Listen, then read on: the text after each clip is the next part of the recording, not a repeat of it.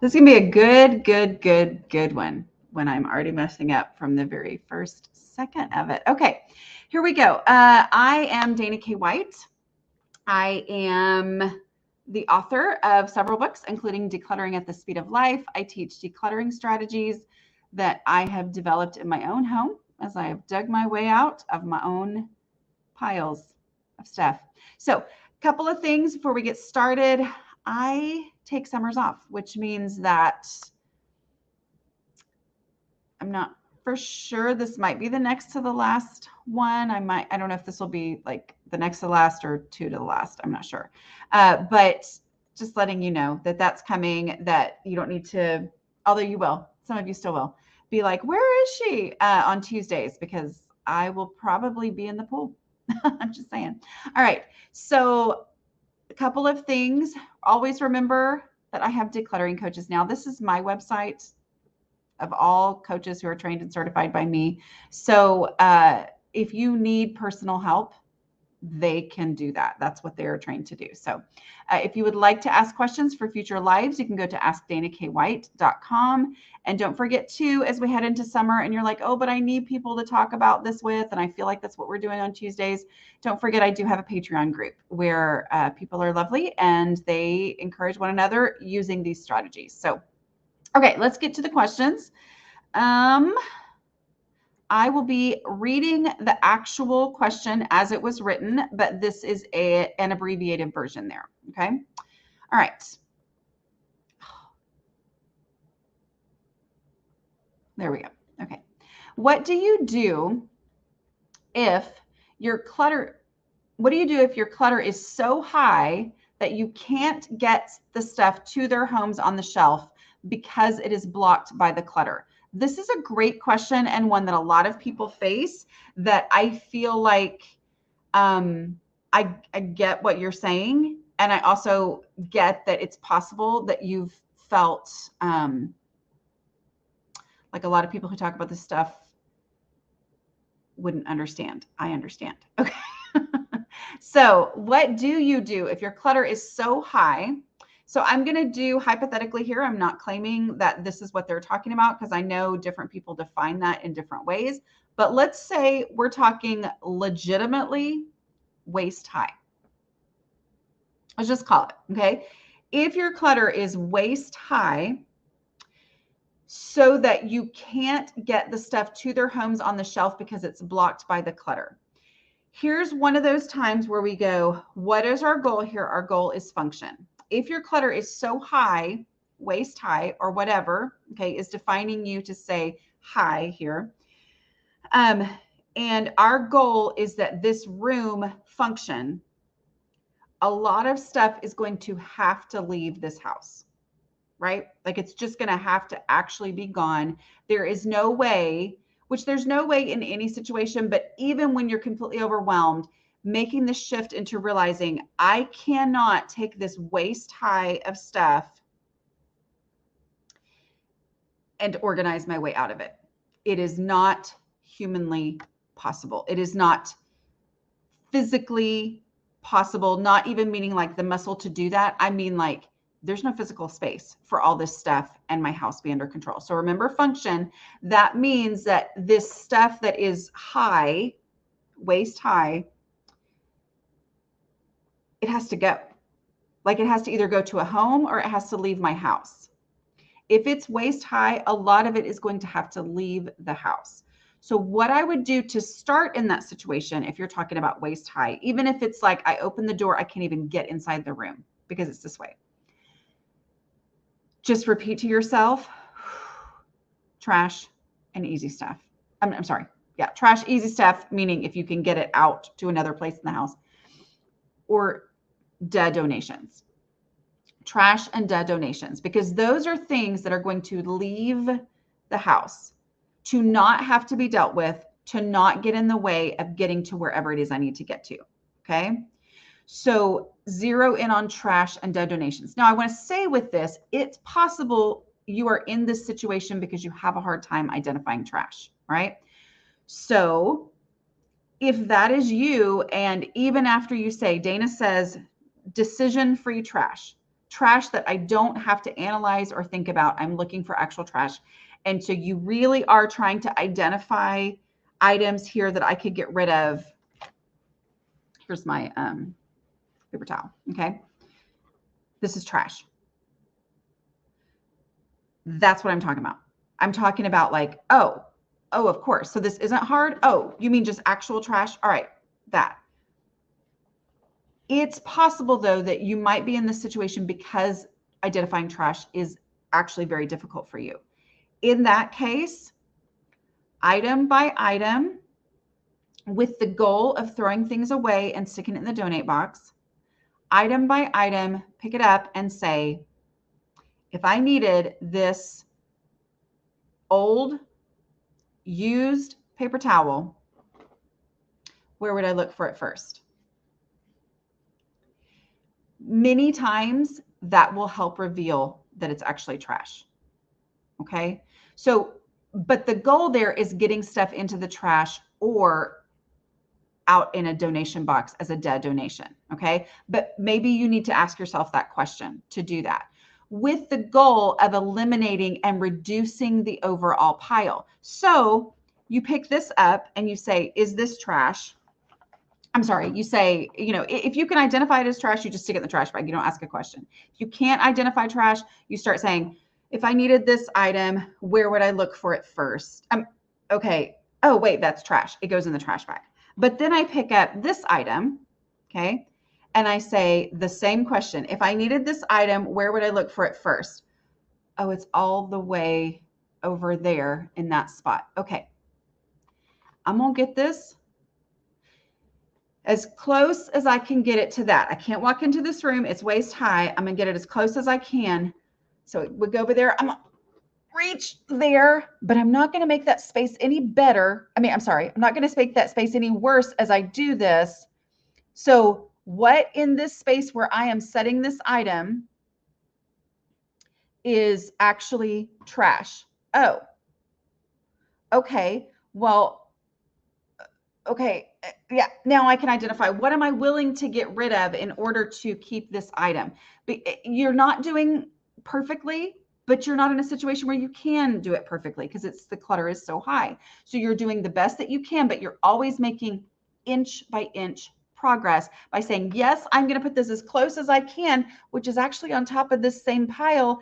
And yet I'm not going to stuff shift. I'm going to create space for it. What in this area do I not care about as much as I care about this item? Sometimes that will help me realize, oh, wait, I don't care about this item. But when I look at it that way, then I'm able to say, and y'all are seeing all the stuff that's on my desk right now. I'm able to go, okay, well, I do need to keep this. I'm going to put it there, but I got to get rid of something that I like less than that. Oh, okay, I can get rid of this, right? I can get rid of this to create space for that. Was this bigger than this? I mean, I don't know, y'all, I'm not doing any like geometry math here, but even if it is, great, right? Because I've got to get stuff out of my house. So you do the best that you can and you get it as close as you can to that spot. But even before you do anything of that, if it is possible, get rid of trash and donations. Focus in on that, zero in on that, because a lot of times what happens here is you're thinking ahead to how, like you fixated on the, oh, that's logical. That makes sense to put it in the place where I would look for it first. Okay, great. That's going to be great. And yet I can't get to any places. So this isn't going to work for me. Okay. Don't get bogged down in that before you've gotten rid of trash and donations, because that has to be done anyway. So focus in on that. But again, like I said, if you can't do that, ask yourself, where would I look for this first about every single item, even the stuff that anybody else would say is trash. And that will often help trigger it in your brain. And I say this because if you listen to, and I wish I could remember the podcast number, but it was in May of last year. And I was speaking to someone who specifically, was dealing with this, could not identify trash. And so she would use the 2 decluttering questions, and those helped her break through that. Okay. And she even said, she was like, in the beginning, I was frustrated with myself that I had to ask these questions, and yet I did, and it helped me make progress. Well, every time I made progress, I was like, okay, well, then this works. And then she was willing to do it. And then over time, she was more able to identify trash. Okay. All right. Next question. Okay. Oh my goodness. Trying to pull up my question. Oh, here it is. Thought process for working through identity clutter and fantasy slash aspirational self-clutter. Let's say you have the place you would look for it, but in order to fit in the container, you have to decide what is worthy of living in that container. Do you try to keep the best items that fit, or would you declutter these things instantly because they are tied to a one-day version of you? Thank you. Okay, thank you. You are overcomplicating. So take a moment and say, I am taking this process that's supposed to remove the overthinking, and I'm adding overthinking to the process. Okay, so just kind of use this as an opportunity to realize, oh, wait, I'm overthinking again. All right, so you've got identity clutter and fantasy aspirational self clutter. Here's the thing. You've already identified these are things that shouldn't be in my house. What's in my mouth? You've identified these are things that shouldn't be in my mouth. In my house. This is a good one, y'all. This is the one that all the people love. They're like, yeah. Anyway, you've identified that, oh, I shouldn't have these things, and yet you can't get rid of it. So we're going to use the container to help you make that decision, okay? Because I'm never going to tell you, you have to go ahead and get rid of anything that you had when you were under 20. Well, for a lot of people, I would say the most people who struggle with clutter, saying that to them is going to make them go, I'm out. I'm not listening to you. I'm done, right? Like I'm not going to, and then they don't make any progress. I want you to make progress. And I know that sometimes it requires working through this kind of stuff, right? Even though you're like, but I know I shouldn't have it, but I can't get rid of it, but I know. So what do? We embrace the container concept. So you are doing it correctly, and that you say you have the place where you would look for it first, okay? But in order to fit in the container, you have to decide what is worthy of living in that container, okay? And you're right on that. That's exactly what you do. What's container worthy? Okay, I have this item.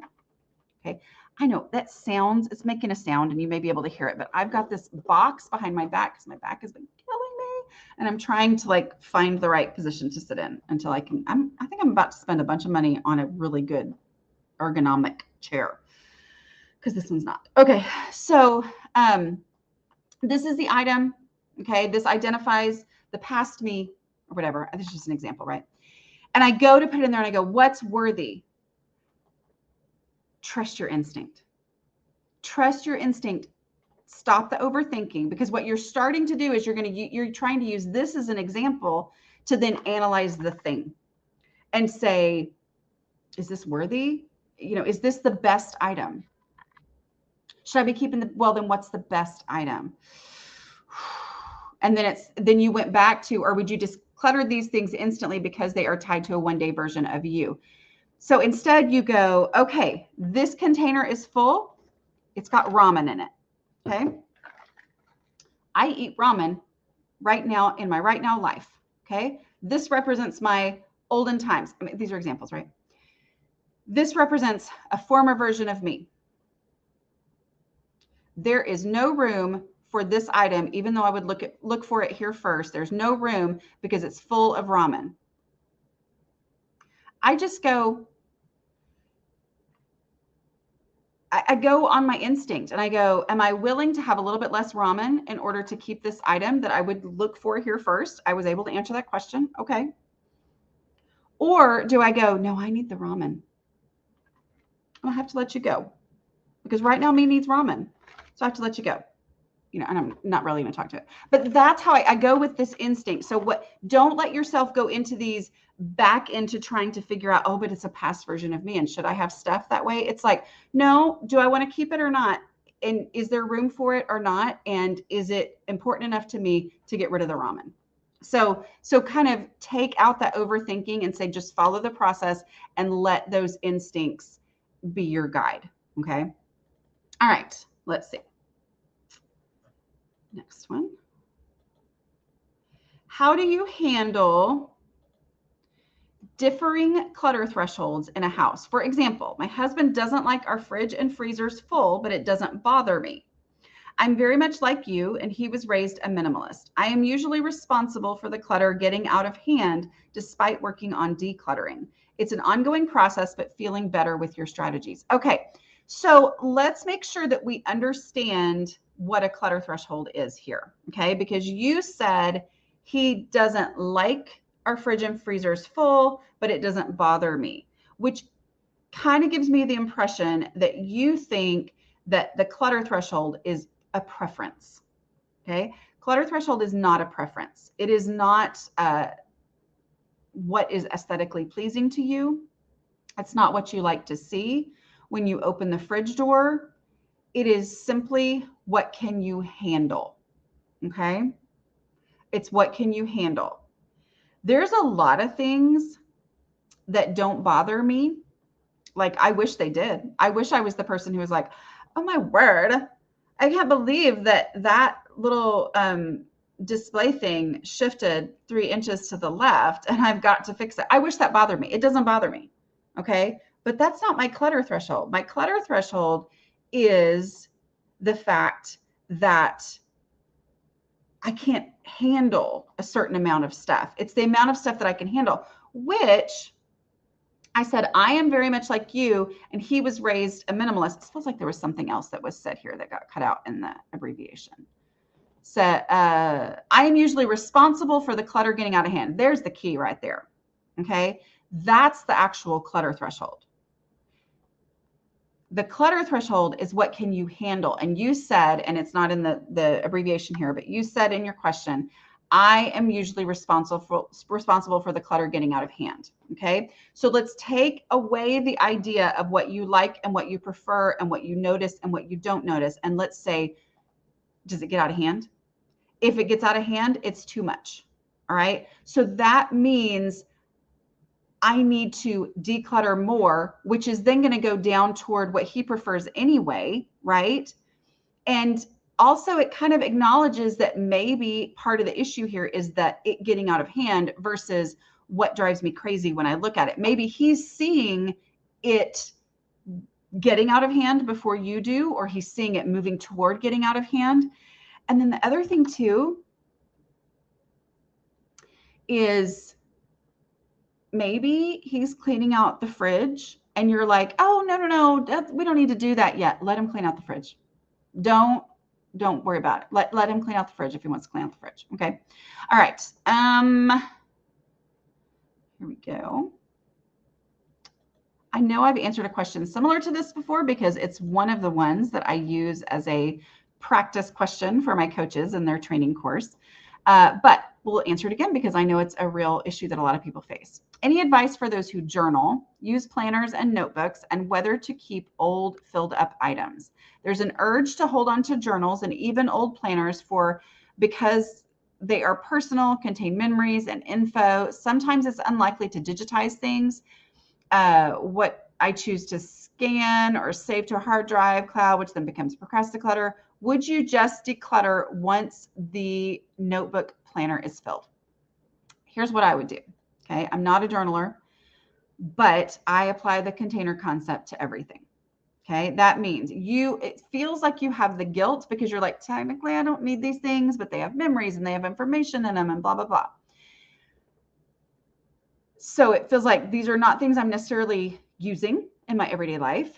And it, kind of like that identity stuff before, it's like I get hung up on all the shoulds and therefore I don't do anything because I'm like, well, I know I shouldn't, but I don't want to. And then but I have all these feelings and I have all these what ifs and I have, so instead I say, this is the space in my house that I have to devote to journals, old planners, blah, blah, blah. Okay. That is not taking up any room that I need for my everyday life. Like,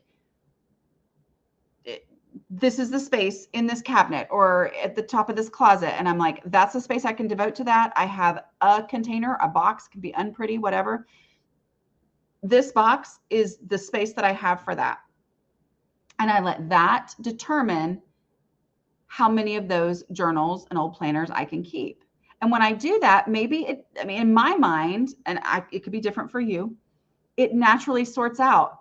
okay, well, it's the journals I care about. The planners actually, no, they're not anywhere near as important to me. Or it helps me go, well, this is a limited space. So it's not a matter of do I keep them or not? It's a matter of is there space or not? And when I look at it that way, I realize, well, the only thing I care about is that with this planner, every year I, write down our doctor's numbers or something in the first part. And that's actually all I care about is that one page. And I pull that out and that goes in the container as opposed to the whole thing. And so it just kind of it doesn't just kind of, it naturally sorts out what is more important to you, but it still gives it a home. It gives it a real space. Or if I legitimately don't have room in my house to keep things that we aren't using right now, then it lets me go, I wish I could keep these things. And yet my reality is I don't have the space for it. So therefore, I'm going to say, I would rather have the school supply cabinet for, or the craft cabinet that my kids actually use and actually need instead of keeping these things, because that's more important for them to have this experience and have this, ability to do this in our right now house. Okay. I think I have one more before let me go check. I feel like I'm plowing through these pretty quick. Okay, one more. And then I'll take questions from y'all who are watching. Okay, the question is, how do I downsize my stuff when I am beyond my clutter tolerance, yet not exceeding my container? Using the example of pens, I decluttered down to one container, but it's still overwhelming. Should I discard or donate more, even if I have the space for them? How do I justify getting rid of excess when I have enough space? I'm struggling. Okay, so we start with the container concept. That is a definite outside of yourself, nothing to analyze, nothing to, it's just facts are facts, right? Like this is the size of the shelf. I can only have on there what will fit usably, get toably, comfortably, easily on that. And so that is my first thing that I do to make decluttering progress, is acknowledge the reality of my space and declutter until I only have what will fit comfortably and usably in that space. Okay. For a lot of people, that's all they need to do. But if you do that first and then it is still getting out of control, that means you are over your clutter threshold. Okay. Which I want to be clear here, clutter threshold is what can you handle, which is very likely what you're talking about here, because you say, it's overwhelming to me. Okay. That's what the actual question said, was overwhelming. So, at that point, after the container concept has been met, but you're still constantly getting out of control, then you acknowledge, okay, now I'm accepting me and who I am, and I need to get rid of more stuff. Okay. Because I need to have less for me to be able to handle it and keep my house under control, keep my space under control. Okay. So it's container concept first, because if the first thing that we're doing is accepting ourselves when we've never been able to do this, and I want to accept me for who I am, but I also don't want to live like this, so we don't start there. We start with the boundaries of the container, the reality of our space. And then as it's still consistently getting out of control, then that's when we say, okay, well, then I'm still over my clutter threshold. And the only way to get under your clutter threshold is to get rid of more stuff. Still over it, still getting out of control all the time, get rid of more stuff. Still over it, still getting out of control all the time, get rid of more stuff. And then at some point you're going to go, oh, okay, I can do this. Right? Okay. I'm going to take questions from those of y'all that are here live. Okay. First, thanks for all the advice you provide. You're welcome. It really helps. I don't have spaces that are mine. Everything is shared, and decluttering my stuff just means he adds more stuff. Help. Okay. So make sure that you are starting in visible spaces where maybe there was purpose to things that then got piled on top of. Okay, so start with the decluttering in the areas where decluttering enhances the purpose of this space, as opposed to opening up space that has only ever just been used for storage. Okay, so that's like part of the value of starting with visual spaces, the visibility rule. Okay.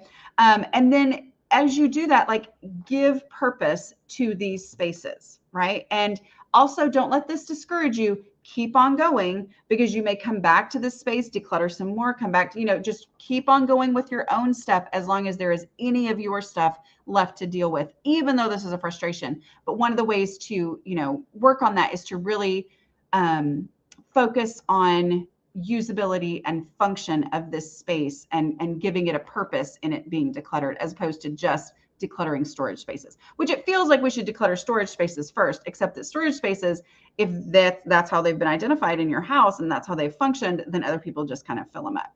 Okay. Do you have any tips on guiding two people at the same time through the 5 steps?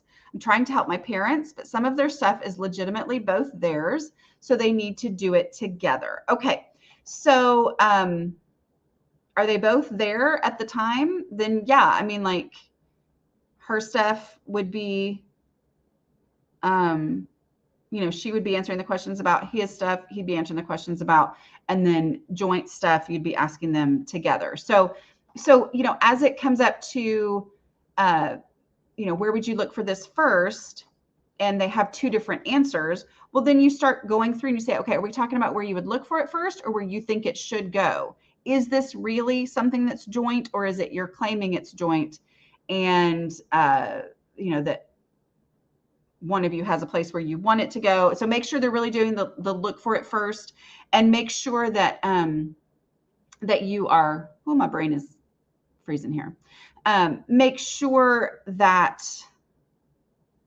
you're identifying who it is that uses it the most, okay? Or who it is that gets asked where this thing would be. Who is it out of these 2 people that the assumption is that this person is the one who would know where it is, and then they would be the one to answer, where would I look for this first?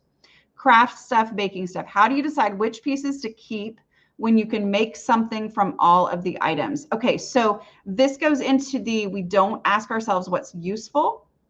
We don't ask ourselves what we might need someday, because if that is the question, then we keep it all. And that's the reason we're struggling with clutter. So instead we say, this is the space that I have for baking stuff. Okay. And different people, do different things in their kitchen. For me, over the years, my baking stuff has been a reality acceptance of, okay, compared to the rest of the kitchen, baking is a very small part. Okay. It is not something that I do a ton of. Okay. So the things that deserve space are my pots and pans and skillets and things, because I cook on the stove more than anything else. So that has helped me say, okay, I can't have every cabinet in my kitchen full of baking stuff and not have room for the things that we actually do use on the regular basis. So this is the amount of space that I have to devote to baking stuff. That allows me just to have the things that I use all the time, but I want baking stuff. So this is my baking stuff area. And then I say, okay, this is the space that I have. And if it's already all in that space, I'm going to take out the least important stuff. Not saying I don't like it, not saying I couldn't use it, not saying it's not absolutely valuable and usable, but I can't have everything. So I'm going to take out my least favorites until it is only what will fit in this space. Okay. Same thing with crafts, which I know it's an oversimplification, but that's a quick answer. I just had back surgery last week. I am so sorry. I am having back issues. So I completely sympathize with the pain that you've been enduring. Due to restrictions, I can't bend, lift, or twist anything more than 8 pounds for 1 month. How can I declutter while recovering? I've been decluttering for over 3 years. Okay. If you've been decluttering for over 3 years and you've made huge progress and it has turned into a habit that you have a little bit of panic, what if I stop? It's all going to go back. I would say enjoy the progress that you've made over 3 years and say that's part of the benefit, is that I'm going to take a month to not declutter, because I've been decluttering for 3 years and my health is really important and I'm going to follow the doctor's directions. Okay. That's probably where I should stop, because I am not going to contradict what your doctor says. But I will say that remember that throwing away trash is decluttering, and sticking small items in a donate box is decluttering. So and that every single thing that leaves a space is progress. Less equals success. And the space is better than it was before. So the only things that you can do over the next month are deal with easy to access, so you don't have to bend, lift, or twist, things that weigh less than 8 pounds. So how do you make progress? You do what you can, and you also give yourself permission to rest and enjoy the fact that you've done all this work for 3 years, which has put you in a way better position than you would have been if you had been having this back surgery 3 years ago, right? Declutter for separation, divorce, pics, any suggestions to do with photos of us and kids' photos. I wish I wouldn't have clicked on this because this is a hard question. And I'm sorry that you are going through this. Like this has got to be very hard. I mean, I would remember that like the answer is always easy stuff first, and that no commitment going through all of that kind of stuff. It so many times, because what you're dealing with is so emotionally difficult and physically difficult, like you're having to go through all of this stuff, that I would do the no commitment first go through. Okay. Like, can I go through this and just say, these are the things that, of course, I don't want, like, can I eliminate things that I don't want so that I get it down to a small, so that when I am making these hard decisions, it's less stuff to deal with. And I know that that is not everything that you need. And anyway. Okay. Here's somebody else's advice for this. Grandma, so happy, went through a divorce, divided the pictures up with your kids in a box and gave it to them. Didn't need to hang on to them, but they are enjoying them. That's good. Good advice. Let's see. Helping mom organize her kitchen. Sorry, I'm trying to stretch my back like the chiropractor said to. She downsized from a 3-bedroom house to a 2 apartment. I said, we're going to use your system. Says doesn't use. How to introduce the container concept with a parent. So I am assuming from what I'm reading that you're saying you told her we're going to use Dana K. White's system. And she said, I have never heard of Dana K. White. And I'll bet you she doesn't know a thing. And she didn't understand me. I'm just I'm just imagining that's what was happening. Who is Dana K. White? It's probably what she said. Here's the thing I will tell you. You don't need to explain anything. You just say, okay, let's get the trash out first. Is there any trash? All right. And you let her make the decision on the trash. And you're going to see things you're going to think, oh, is that trash? No, that's not trash. Okay. Like, that's the beauty of helping someone else using this system, is you get to respect them, but we still get there, right? We still get there, but they feel respected, and therefore they don't push back and resist, and it doesn't turn into a power struggle. Okay. So then the next part is easy stuff. Okay. What in here belongs somewhere else? Because we need to go ahead and take it there so we don't pack it up in the wrong, box. Okay. Let's do that. All right. Anything in here that's just like easy, duh, shouldn't be here. Tell me, point to it. I'll pack it up for you, whatever. Following the steps without explaining that this is a system by some lady on the internet that she has never heard of before. You know what I mean? Like, just, you don't have to explain what you're doing, just do it, because the steps they work well with other people. So when you get to the, where would you look for this first? You're not saying this lady said, you're saying, hey mom, where would you look for this first? Which is a great, if she's like, well, I don't know. Okay. Well, like if you were like, oh no, where's the scissors? What's the first drawer that you would open? Okay. So like walk her through the steps doing that. And then how to introduce the container concept is not a matter of explaining or using the term container concept. Instead, you say, okay, this is the shelf, where you said you would look for your cookbooks. So pick out your favorite ones and I'll put them on the shelf first. And then doing that naturally reveals, and then it's like you let the container be the one to explain the container concept as the shelf is full. And so it's like, okay, well, the shelf's full now, mom. So, there's not any more room for cookbooks. Well, I love my cookbooks. Oh, of course. Yeah. Okay. Well, this one right here, All right. Well, what are you willing to get rid of so that we have room for this one? Of course you can keep it. Yeah. Just tell me which one you don't like as much as this, and go through that process. And it works, but you don't have to explain it. Okay. This is my 6th year decluttering. Yay. We're taking my house back. I'm doing so well. I'm inspiring my mom to do her house. How do I prove to my family that the house won't go back to a messy house? Time. I mean,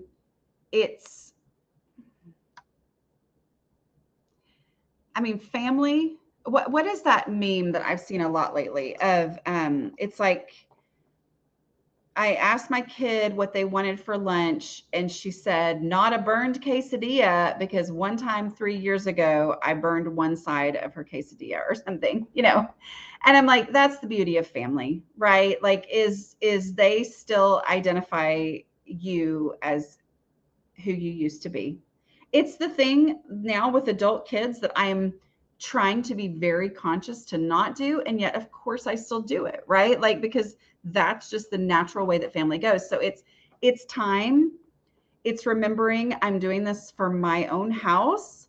I'm not having the argument about how this is gonna go. I'm just gonna say, as she's asking me questions and she says, but is it gonna go back to the way it was?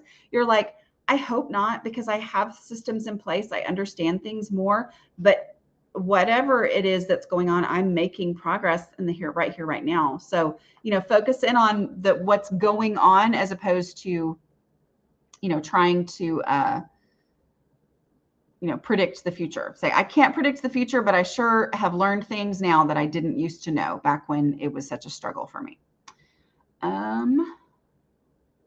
Not at my clutter threshold yet, but I'm having a hard time decluttering because everything fits in the container concept. So I don't know if you just got here, but I actually answered a question very similar to this earlier. So go back and listen to that one. But the short version is, you start with the container concept. If it's still getting out of control, then you keep going and you get rid of more and you get rid of more until you can keep it under control, which is your container concept. I mean, your clutter threshold. Let's see. Yay. So proud of you. That lady on the internet has great advice. I've taught my family you can keep anything, but you can't keep everything. It's our motto. I love it. That's so great. Yeah. That's why I always say, I'm like, just stick with the concepts, just stick with the concepts as opposed to tell them about me. We homeschool and I have hundreds of books. The problem is we had to downsize to a 3-bedroom apartment from a 4-bedroom house. I do need a bunch, but my house is very cluttered too, not just books. Okay. So a couple things here is that, it can feel like, well, books are important. Kind of like I was doing an interview with somebody yesterday, and I was just talking about how I literally used to think I didn't know clothes could be clutter, because I thought, I need clothes. You got to have clothes, everybody. Seriously. And so I didn't think they could be clutter because they were useful. And that was a big shift for me, was to realize that even useful stuff can be clutter if I have more than I can handle. Okay. So know that going in, but you just said my house is very cluttered too, not just books. Help start with the stuff that's not books. Books are the thing that is most stressful to you. And so many times when we think I need to declutter, our brain goes to that super stressful thing, when in reality, you could make a ton of progress before you ever get to that. So start with the stuff that isn't stressful to you, that doesn't make you go, but we homeschool, but we have to have this, but books are useful. Start with the stuff that you're like, well, of course this needs to go. Get rid of that and you will gain momentum. You'll start to change your perspective on stuff. Books will look different to you by the time you get to that, but you also might free up more space to actually be able to keep more of the books that you do need. Okay. Love this. I've been watching the older lives while I declutter away. Y'all, there's a bunch of lives now. You can talk to me. You can listen to me talk. Y'all, you can listen to me talk for days. I think I just recorded my 379th podcast. What in the world? That's a lot of me yakking. So, let's see.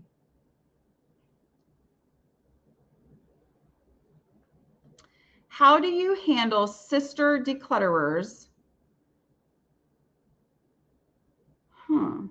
I don't know what you're talking about. Leave unkind comments on your before and after posts. I simply deleted the post because I didn't want to get into a fight over such silliness. Okay. I will tell you, this is why I do not have an open to the public Facebook group. If you're talking about my Patreon group, that's the only one that I monitor. I don't monitor anything else because it's too much, because the internet is a mean and hateful place. Okay. My Patreon group is lovely and they are kind, and this doesn't happen in that group. Okay. If y'all are interested in joining my Patreon, it is, go to, where is it? Patreon.com/slopcomes Okay. So I can't imagine that's the group that you're talking about. If you were, you hit the 3 little dots and you report it. Okay. And you let us know something that's going on. But this is why I only have a small group of people who are actually invested, because I can't deal with all that. Okay. So how do you deal with it? I think you did the right thing in you're not posting it in places that aren't safe. Okay. Let's see.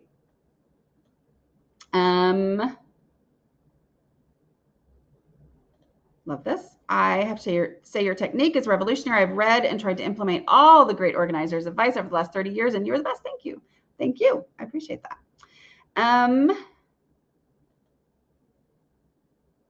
Did you just read my newsletter?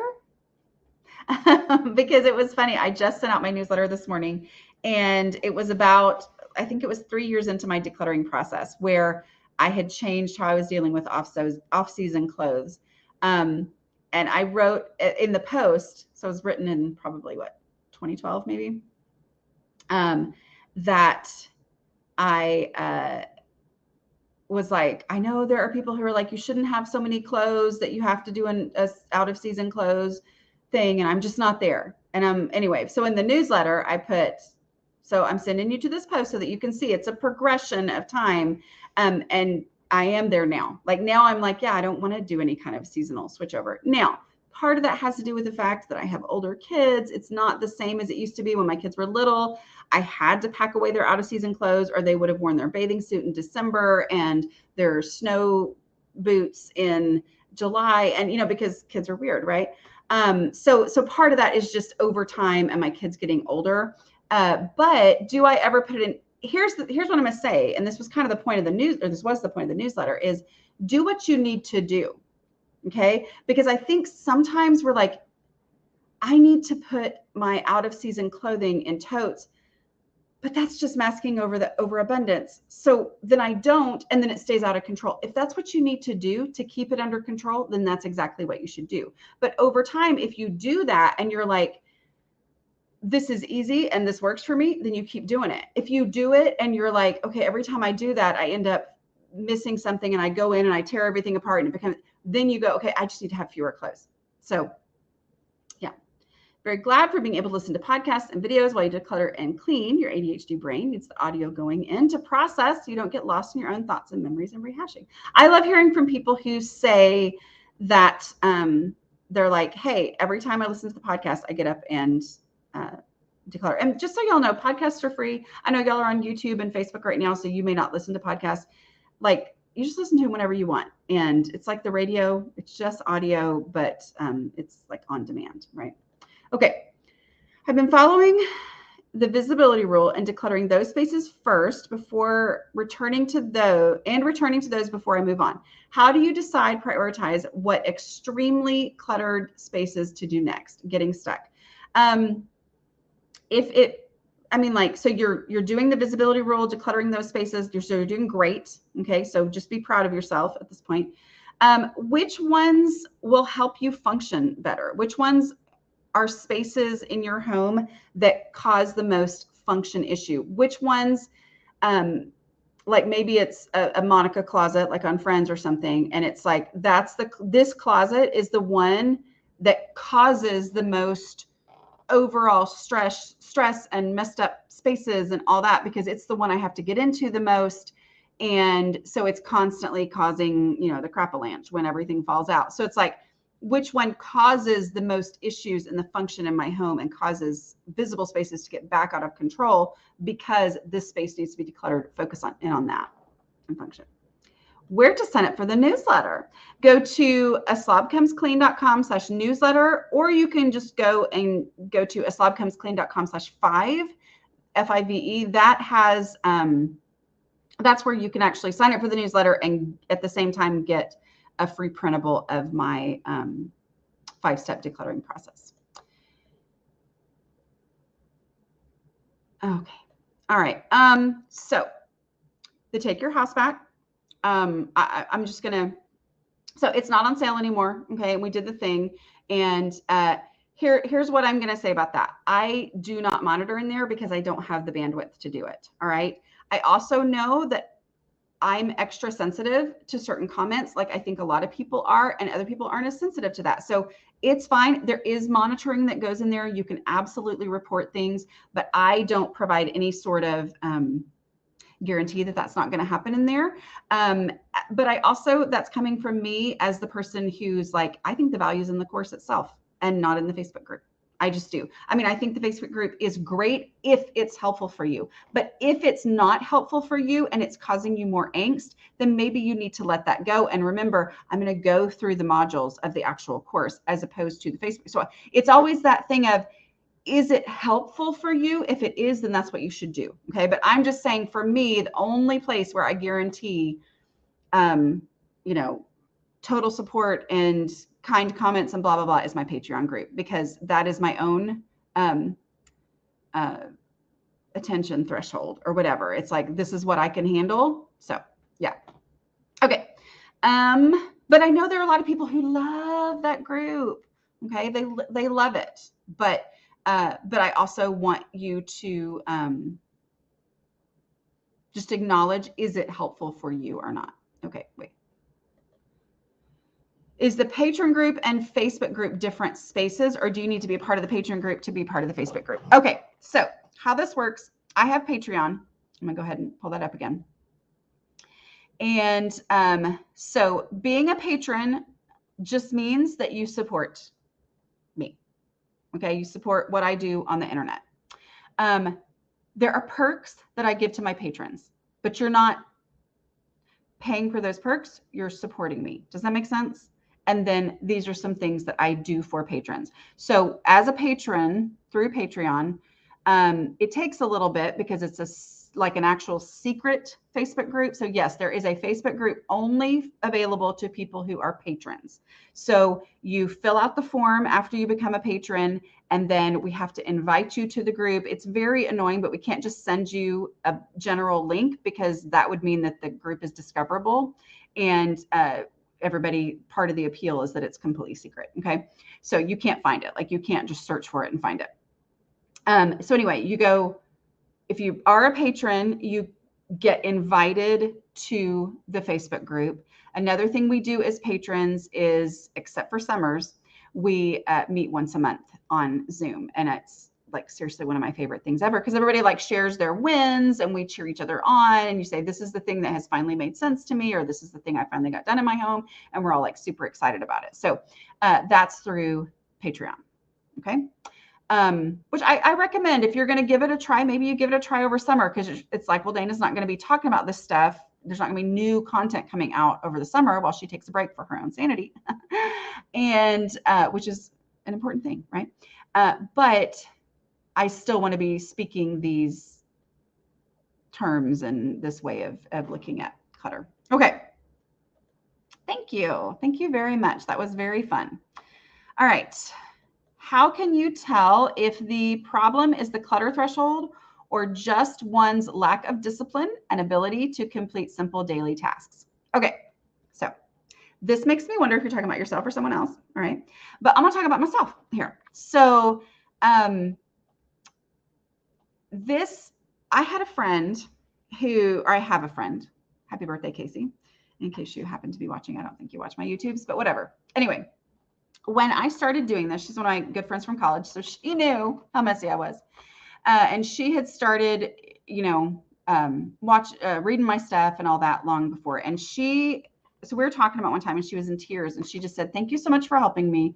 She said, "Because I felt like I had been told that there was no hope for me," because she had heard somebody speak and it was somebody she knew and she was a nice person, but she was, always telling people, like teaching people how to, keep their house under control was her thing. Well, this was something that my friend struggled with, and I just told your name, but you're fine, right? She's perfect now. Anyway, but she heard this woman speak, and the lady was saying, given the advice that a lot of super organized people give, which is never leave a room without something in your hand that you need to take to the next room. Great advice, right? But she said this, and she said, "If you're not going to do that, I can't help you." And I don't know if she had that look on her face, but that's the look I imagine. And it completely defeated my friend, because all she heard was, "I can't be helped. I can't be helped." Because she knew, I'm never going to remember to do that.